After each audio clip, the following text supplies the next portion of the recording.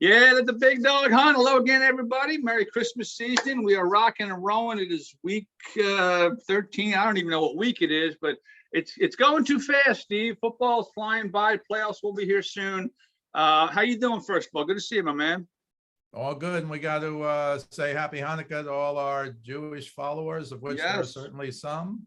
Very good. Yeah, it's absolutely. It's the season, but to me, still the craziest NFL season. Who's going to win this week? I think I've ever seen. Can't make it up. I mean, crazy stuff. Even the crazy lines aren't working as they used to. Let's go back to last night. It's Friday morning. We're taping this. Cowboys in New Orleans. You know, New Orleans has had a tough time really finding their way without a quarterback per se. Jameis Winston and Trevor Siemian. They're now with Taysom Hill, who's okay. He does some interesting things, but Dallas kind of righted the ship a little bit. They're 8-4 now, 10-point win. Tony Pollard cracked off a 58-yard run, which is the longest run in like a couple of years in Dallas. First of all, let me ask you this before I do big picture. Zeke Elliott, 3 games in a row, under 50 yards. Like, what has happened to Zeke Elliott? Well, there's rumors he's got some knee problems or he was getting over a knee problem and he's not quite back yet. But Pollard is clearly and has been virtually all season really the number 1 running back. Runs hard, had that great touchdown run, as you said, down the sidelines yesterday. I don't think it's a function of Zeke having to get healthy for them to get better, because Pollard, I think, has, a lot of people, I don't, but a lot of people think, running backs are interchangeable or fungible or whatever word you want to use. I'm really not one of them who believes that, but Pollard has certainly filled in tremendously well. I think their line is a little healthier now. Their defense is good, not great, but good. And we didn't even think they'd be good this year. So I think they probably righted the ship. But a big addition also was, don't forget, Amari Cooper missed 2 games because of COVID. CD Lamb had that concussion, and they were both back as well. So now you have that not just running game with a pretty good line, but you have the passing attack kind of back on track. And, New Orleans has an excellent defense. Taysom Hill, I thought he would be better. I thought he could be a good NFL quarterback, but not really. Now, he's played, different positions all the time. He did run for 101 yards. He did. But under pressure, 18 times he was pressured. He was 1 for 12 for 12 yards. That's from ESPN. And so they're in trouble. They're 5-7. And I understand, even though you're 5-7, you can still make the playoffs. That I think Washington might be in the playoffs now at 5-7. I'm not sure. Crazy, right? But really, it was to me disgusting. That Seattle-Washington Monday night game. Seattle was 3-7, and they said, "Oh, if Seattle wins here, they're only a game out of the playoffs." And they also said, "Oh, if Washington wins here, they're in the playoffs." And I'm sitting there going, this is how they've cheapened the regular season. I even saw a thing on ESPN today where there are 9 teams, all with losing records, Joe, who are vying for the final position in the NFC. There's something wrong with that. And I'll say it forever, in every sport, they've just cheapened the regular season. And I find that disgusting. Here's a newsflash. If you're 3-7, you shouldn't have a chance to be in the playoffs. Now, you tell me with an extra game, they can win 7 in a row and be 10-7. But here's a newsflash for Seattle, even though DK Metcalf or somebody put it on their cleats 7 in a row or tweeted it out or whatever. You ain't winning 7 in a row. And now they're not winning 6 in a row. No. So I'm sorry. I just see these games and I shake my head because it's not, to me, it's just not. Look, the Patriots, God bless my son, but the Patriots were 2-4. And now not only are they in the playoff spot, they could be, I think they're first in the AFC if they beat Buffalo on Monday, which they can do. Yeah, right now they are, I'd call it, they're 1 game ahead in the win column. I guess Buffalo has not had, or New England has not had its bye. They're 8-4, Buffalo 7-4. Seattle, by the way, a 3-point dog at home to San Francisco, who until the last 3 games struggled most of the year. So, yeah, I think Seattle's done, as you say. The NFC East, when you talk about watering down in bad football, I think about the NFC East. Eagles are 5-7. Strangely, they have their bye week next week, which I think is week 14. Okay. A little rest towards the stretch. Really, really, really disheartening loss against the Giants. I talk about it all the time. The gods don't let you win games when you have a -4 in turnovers. And Jalen Reagor, he has to remind us about the pick with 2 drops on the last drive. And Dallas Goedert dropped on 3 drops on the last drive, 1 at the goal line. I mean, they only had time for maybe 1 more play if they got up and spiked it. Not saying they would have won, but would have put them in good shape. 1 goes off his face mask. I mean, can they bounce back from this? If anything, they're playing the Jets, and that's good for the Eagles. What do you see them doing this week? I think they can bounce back, but to me, it was kind of inexplicable. I mean, Right? Jalen Reagor is fast. He's fast, though, Joe. Don't forget that. That's why they drafted him. He's fast. That's great. Just maybe the dumbest quotes of all time. And Jefferson just, haunts them forever, Justin Jefferson. Forever. But you'll probably know the answer to this question. I don't, but I'll just lay it out there for you. So I saw on ESPN, Jalen Hurts, the first Eagle quarterback to have no touchdowns and 3 interceptions against the Giants since 1990. Randall Cunningham. I knew you'd know, but as you said, you're not going to win. It's a miracle that they could win. To me, that's a function of how bad the Giants are. Still. I said that. Because the Eagles have improved. Dallas is still the best team in the division, and Washington has improved. We loved Washington, and they were horrific. Now they're good again, and here's the news flash. They're in the playoffs right now, I think. They're ahead of the Eagles. They are. There's 5-6. Eagles are 1 game back in the loss column. They haven't had a bye week. So I think the Eagles schedule, I looked at it, I think it's fairly easy, but I included that as a winner. I actually thought, I think I said this, maybe I didn't say it on air last week. I actually thought before the Giant game, they could actually run the table.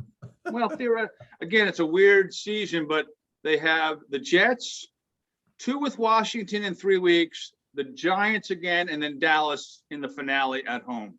Yeah, but now the problem is Washington's really good. They're going to have as much at stake as the Eagles. Sure. The Eagles got better a little quicker, but now Washington's really good too. And Dallas, if healthy, is still the class of the division, I think. I think you're right. But we'll have to see what happens, because I think Washington has 2 with Dallas. So between the Eagles and Washington, if they could win those 3 games, any one of them could win. Any one of them. I don't know now that they can, because they lost to the Giants, and that's to me, a big step down. Because the Giants are the worst team in the division. There's no question about that anymore. The Eagles, of course, in New York, they're saying, last week, or maybe it was the week before, if the Giants could only beat the Bucs, they'd be right there in the playoff hunt. Now, the Giants aren't beating the Bucs, but they did beat the Eagles. Yeah. So I guess you could pitch it that they're in the mix, because if you only have, only have 7 losses, you're in the mix. And you are in the mix. It's crazy. The Eagles, by the way, for what it's worth, have more wins right now than they did all of last year. 4-11-1. They're much improved. They're much improved. Oh my God, that was so bad last year. I thought this year was bad. To me, the marquee game, or the most interesting game, I think, this week, Buffalo in New England. Or is it New England and Buffalo? No, it's in Buffalo. 2.5-point favorites.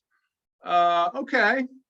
I thought maybe 3, because they're home and they're pretty, well, we're going to find out, because Buffalo's been a little up and down and New England's whoop.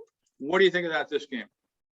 I've seen Buffalo 3. I've seen them 2.5. As you know, if it's just a straight up game and your team is home, you're favored by 3. Right. I'm totally on the Patriots bandwagon, have been for a few weeks. All I can have in the back of my mind is Jaguars 9, Bills 6, right? Wasn't that the score? It was 9-6 Jaguars. And now you got Bill Belichick. And I'll tell you another thing. I think Belichick is laying in the weeds for everybody this year, because the Bills not only swept them last year, I think they beat them one game like 38-20 or something. And I think he's just been waiting for this. And lucky, I say, for the Patriots that the two Bills games are at the end of the year now. They haven't played them yet. Yes. And obviously, if they win both of them, they win the division. Maybe even if they split, they can win the division. And how impossible was that? I think on ESPN, I saw they had a 1% when they were 2-4. I think they had a 1% chance just to win the AFC East. Now they're like third best in the AFC. And I think if they beat the Bills, they're the number 1 seed. But at least New England's done it the right way. I'll say it again, Joe. They could have beaten Miami the first week. The Jones let them down the field, but they had the fumble. They could have beaten Tom Brady 19-17. That would have been a miracle victory. They could have beaten the Cowboys, who they lost in overtime. That's 3 of their 4 losses. And now they've been rolling people. So I certainly like New England in the game. Now, you don't know which Buffalo team is coming. You don't know. But I have so much more confidence. So like with the Bucks, with Brady, I can never say, oh, you don't have to worry about whoever on the other side. Belichick will shut him down.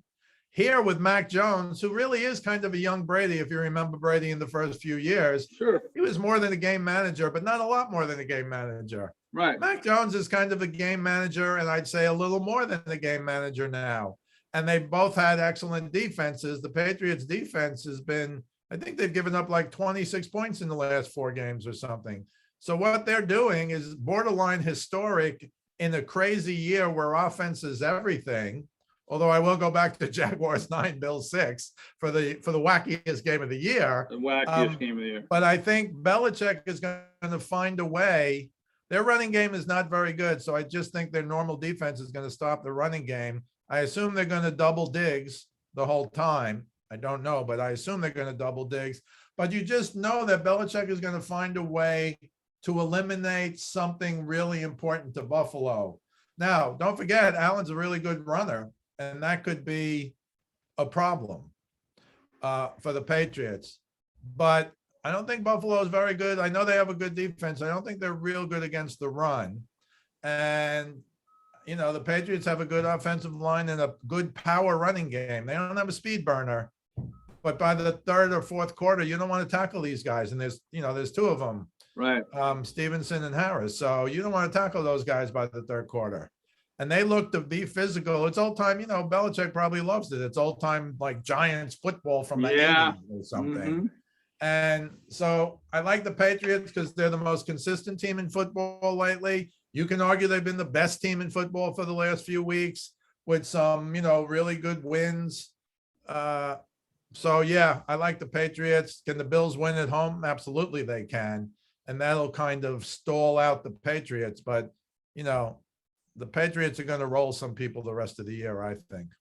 I kind of do too. I think you were on their bandwagon a lot earlier than I was. They're rolling right now. And tells you how good a coach, Bill Belichick is. There was a lot of rebuilding after Brady left. I mean, the greatest quarterback of all time goes somewhere else 2 years later, like you're almost the number 1 seed with a rookie quarterback who was kind of a game manager at Alabama. I mean, he was in a system, but he, was a smart pick at number 15, and now he's a starter.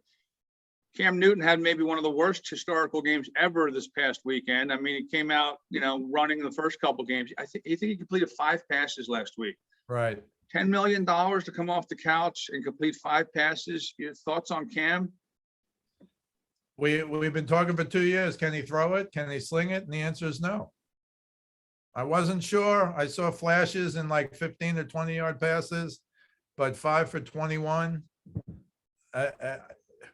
It's the lowest percentage in the game that I can even think of, So, no, he's done. He got benched. And by the way, no McCaffrey. So whoever's playing quarterback there, not the same without McCaffrey. Not the same at all. Carolina, with a good defense, they may not win a game the rest of the year. I think they play the Bucks twice, I think.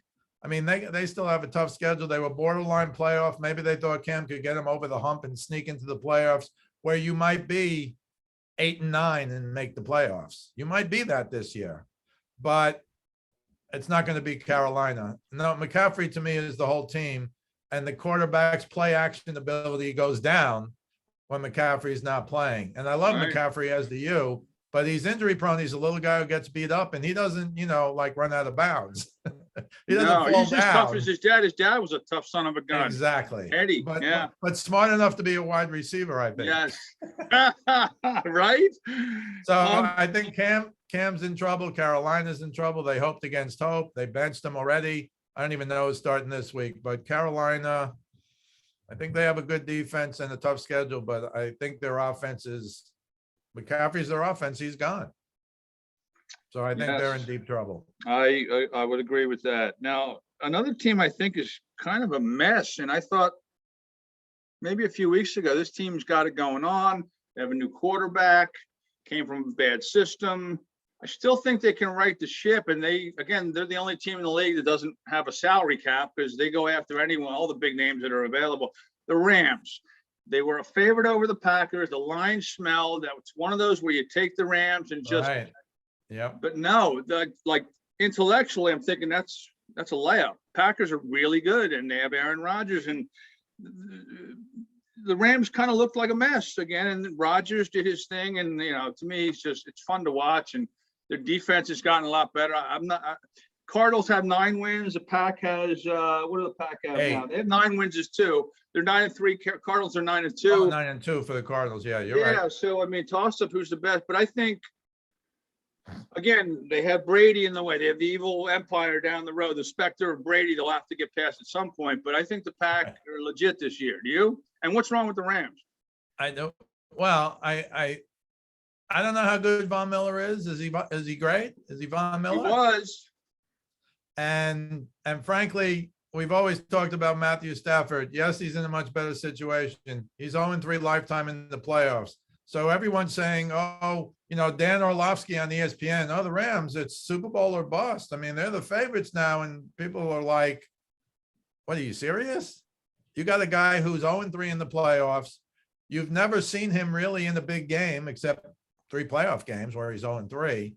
You have no idea what he's going to do. He's had some, I'll say, Lions-like moments for the Rams where he's throwing stuff and you're like, really? What was that?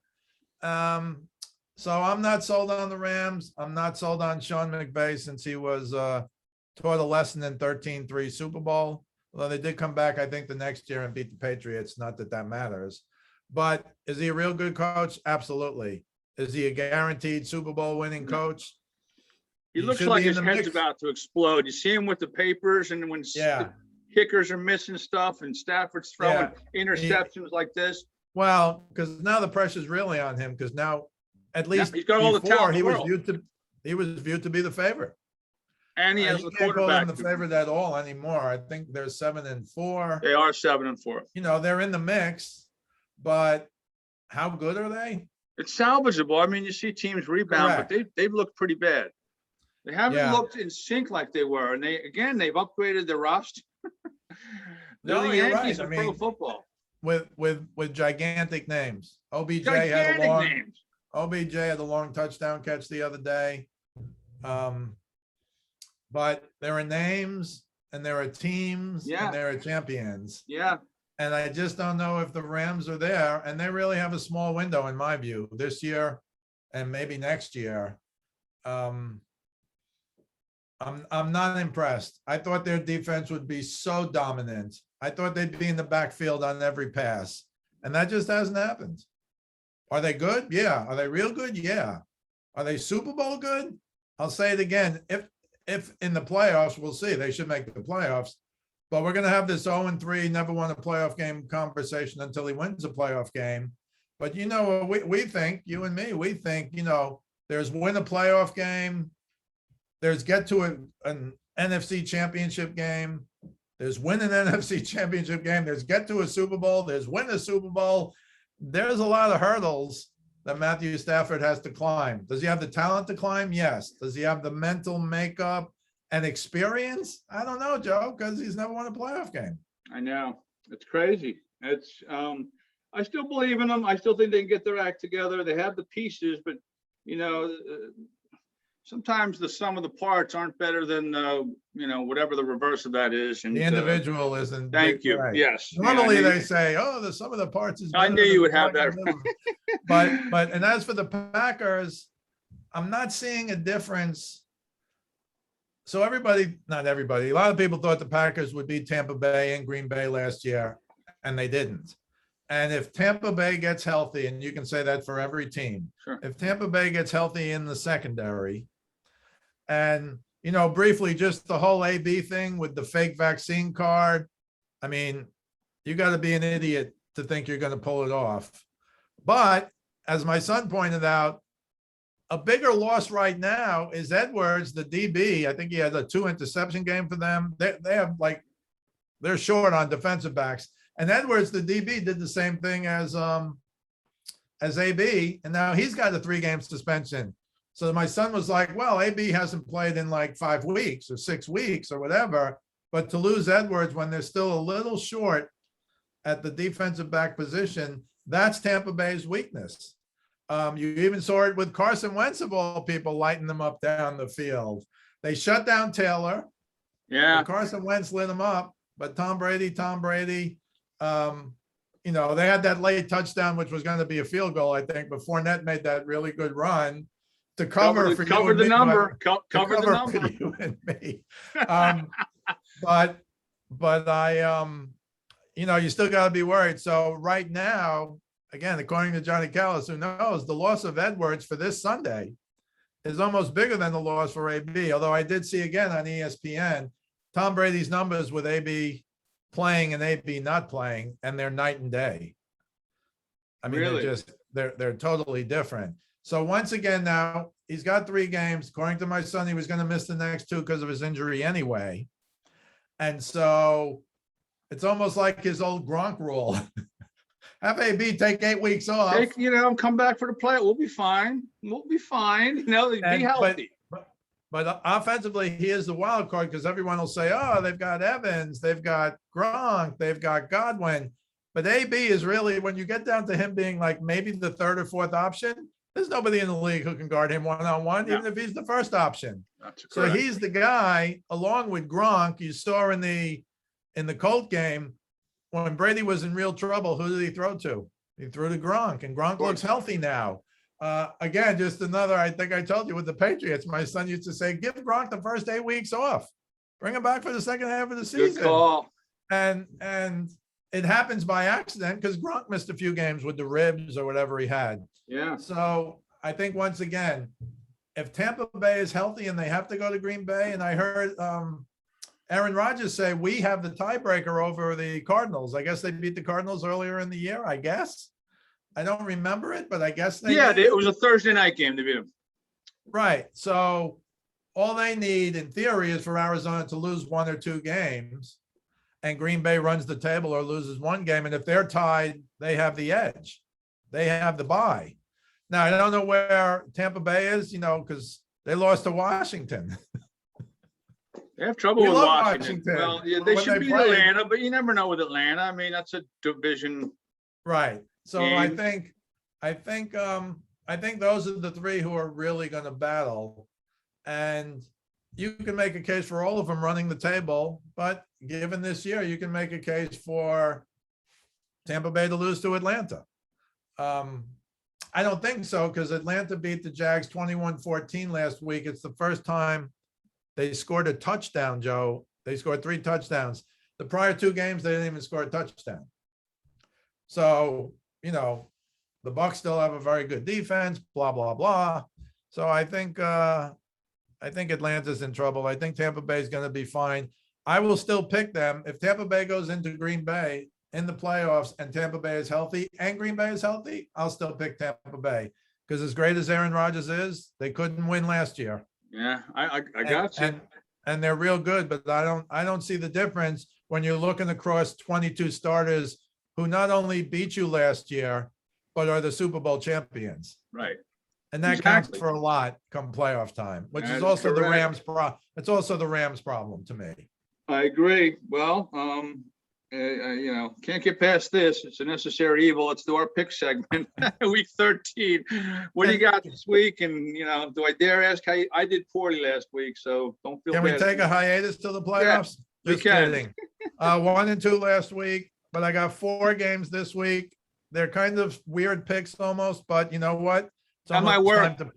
It's almost time for weird picks. That might work. I like Minnesota -7 at Detroit. Minnesota to me is due for like an incredible breakout victory. They seem to lose every close game. That's not true, but like most of their losses are in 1 possession games. And they only beat the Lions earlier in the year by 2 points on a, end of the game field goal. But I just keep watching their offense play, and I think they're ready for like a 35-point game against Jared Goff. So I like Minnesota -7. I like Miami against the Giants at Miami. They've now won 4 games in a row. This Tua to Waddle Alabama connection. Last week Tua was 27 for 31. Yeah. Waddle has emerged as a star. They're playing at home. They're playing to be in the playoff mix. They beat the Patriots. They lost 7 in a row. Now they've won 4 in a row. Once again, Joe, 5-7. We're in the mix of the playoff race. And the Giants, it doesn't even matter to me if Daniel Jones can play or not, because Daniel Jones is going to turn the ball over once or twice. Miami has a good defense. Flores has that Patriots mentality that they've recaptured the last 4 games, and they crushed Carolina 33-10. So I think they're going to be there 4.5 over the Giants. So I like Miami. I'm also taking the Colts. I'm looking for another blowout win because I thought Wentz played very well. They're at Houston, but Wentz played very well, and Houston can't stop the run. And Jonathan Taylor was like a caged lion last week. They shut him down until the final drive. Yeah. And the Texans are not going to be able to shut him down from the first drive to the last drive. And that'll once again just make Carson Wentz better. And the Colts have a very good defense. So I like Indianapolis. I've seen 9.5 today. It looks like it's 10. Yeah, I see 10. And then I'm going to take New England to win that game. I've seen 2.5 and 3. I'll take New England, whatever the points are, because I think they're going to win outright. Because right now you can make a case they're the best team in football. Tell me who's better. Maybe Arizona, maybe. But what they've done, and you could see it early that they were going to be good. My son thinks they can make the Super Bowl, and he's been kind of on that for a long time, even when they were 2-4, because they could have easily been 4-2. They could have been 5-1. And now they've just kind of ironed things out. The defense is better. The running game is secure. They're a very good team. And, you think they have no wide receivers, but they're kind of becoming good. Aguilar is good. He's not a Raider. He's not an Eagle. He's in between. Yeah. But they're getting better. So I like the Patriots. So I'll go Minnesota, Miami, the Colts, and the Patriots. How about you? Well, shoot me now, but I'm going the Eagles. I think they bounce back and they're playing the right team to do it. This is more about I'm betting against the Jets, and I think the Eagles, except for last week, they've been able to score points up near the 30s most weeks, even when they've gotten their rear ends handed to them. So I'm going with the Birds -7. Don't like doing that too often with a team that I'm not sure who the Eagles are, to be honest. And they're on the road. Call me crazy, but it's been a crazy year. I also like the Ravens because I think, and they've struggled, Lamar Jackson struggled, but Pittsburgh, I don't know if you saw Ryan Clark's diatribe on the Steelers and how soft they are these days, killed them last week. Not that it means anything, but I think he's right. They're certainly not this isn't that rivalry game. I mean, maybe in theory it is, but I think the Ravens, I think the Steelers are floundering, and I think the Ravens need to get their act together and will -4.5. And then I have, don't ask me why I took this game. I still can't get the Chargers out of my head. I'm with the Chargers this week. Wait, where have we got the Chargers again? Oh yeah, they're in Cincinnati getting 3. Hey, it's just one of those. Doesn't look right. I'll take it. So I got and I like dogs. Chargers +3, Eagles -7, Ravens -4.5. We only have a few minutes, so let's get through this. But I wanted to talk real quick. In college football, some craziness. Where in the world LSU a better program than Notre Dame. Like Brian Kelly's just up and left. And then Lincoln Riley, who I think is very good. I was hoping that my guys down in South Beach, Coral Gables, might snag him after they fire Manny Diaz.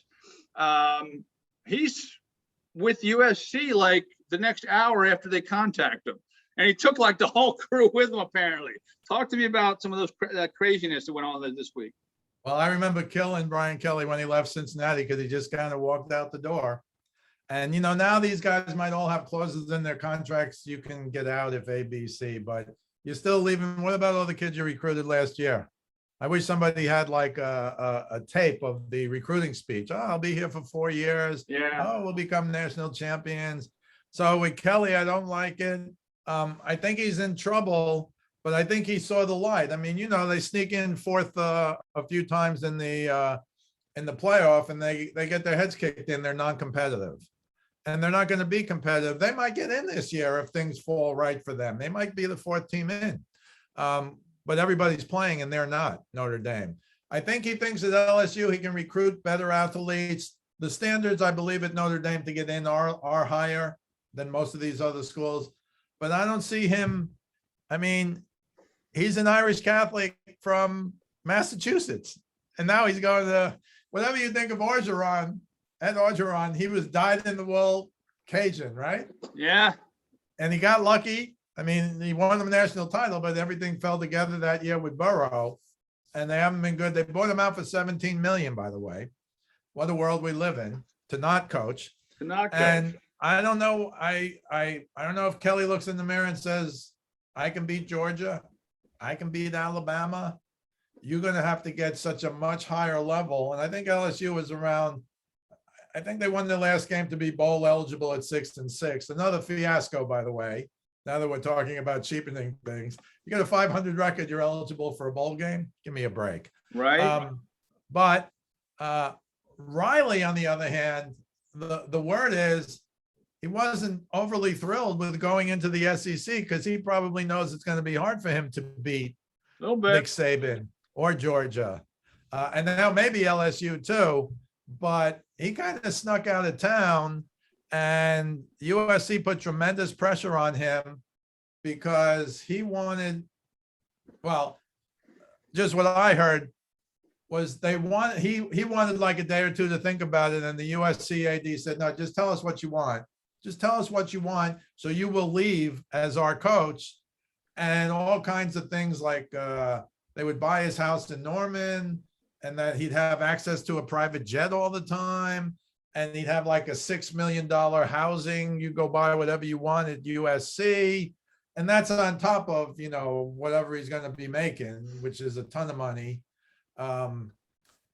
And so he said yes. And the rumor was he immediately moved his family out of Norman, Oklahoma, like that day or the next day. And the day after that, his entire staff left because they're all going with him.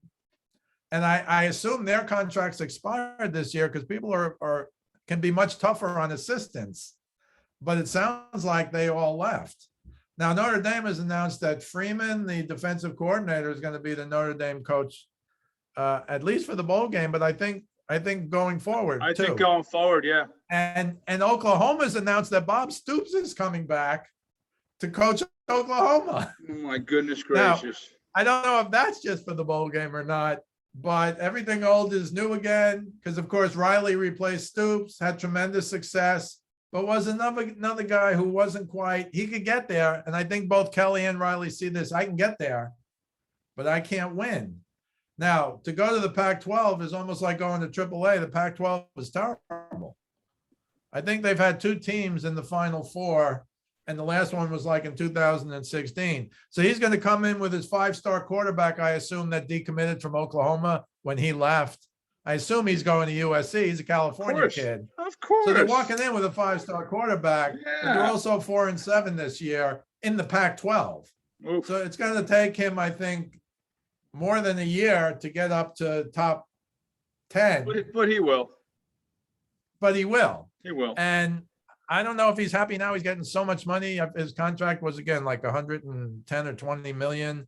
So I think he's made a decision that the comfort of my life is more important. He'll be the king of the Pac-12. He might be the king of the Pac-12 next year. Yeah. He's like Rick Pitino going to coach Iona in the MAC. I mean, Hollywood versus Norman, Oklahoma. Yeah, a no-brainer. Yeah, the weather's better, I hear. A little bit.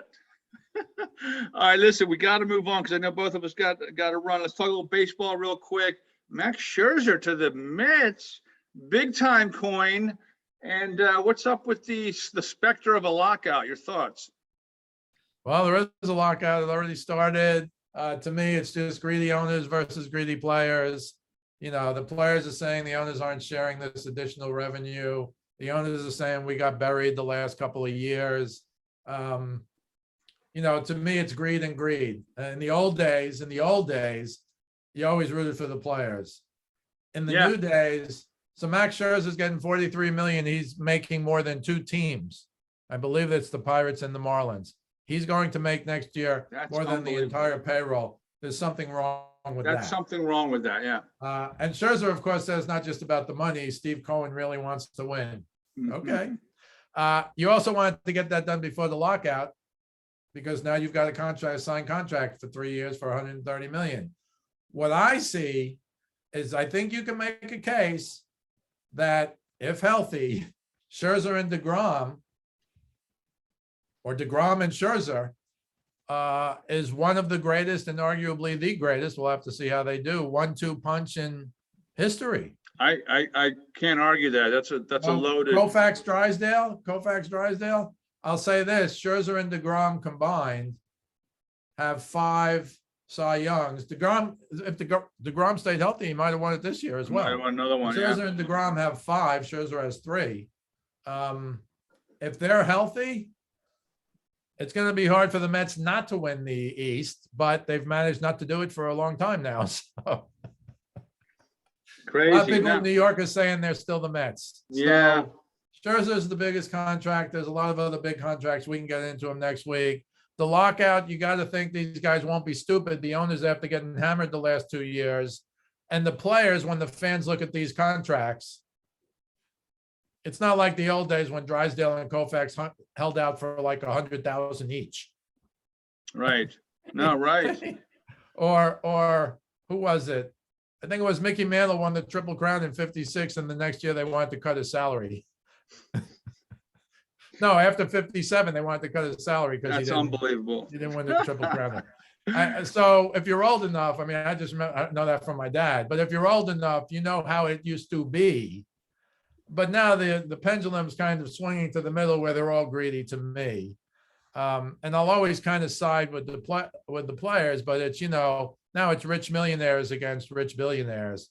It used to be rich 100,000aires against rich billionaires. So I'm usually for the players. This strikes me as absurd when you look at some of these contracts that were already signed. You know, Corey Seager, excellent player. You get like 300 million for 10 years or something. I mean, you know, it's stupid money now. And if you don't think the fans are turned off, just take your husband, wife, 2 kids to the ballpark or sit in good seats. Yeah. Pay $35 to park, $10 for a beer, $5 for a water. I'm sorry.